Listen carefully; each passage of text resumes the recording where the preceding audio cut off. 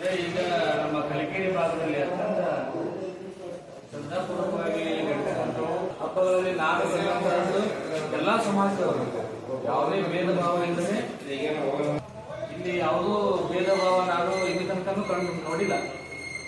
So ಹಾಗಾಗಿ ಕಲಿಕೆರೆಯಲ್ಲಿ ರಂಜಾನ್ ಮತ್ತು ಬಕ್ರೀದ್ ಹಬ್ಬ ಇತರೆ ಹಬ್ಬಗಳಲ್ಲಿ ಎಲ್ಲರೂ ಕೂಡ ಸಕ್ರಿಯವಾಗಿ ಭಾಗವಹಿಸಿ ಯಾವುದೇ ರೀತಿಯ ಘಟನೆಗಳು ಆಗದಂತೆ ನಾವು ಕೂಡ ಸೂಕ್ತ ಪೊಲೀಸ್ ಬಂದೋಬಸ್ತ್ ವ್ಯವಸ್ಥೆಯನ್ನು ಮಾಡ್ತೀವಿ.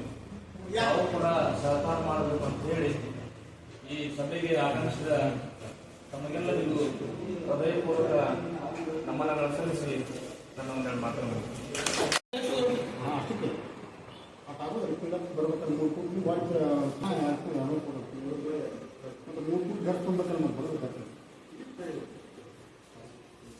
ಹಿಂದಿನ ರಂಜಾನ್ ಅಂದ್ರೆ ಎಲ್ಲ ಇದೆ.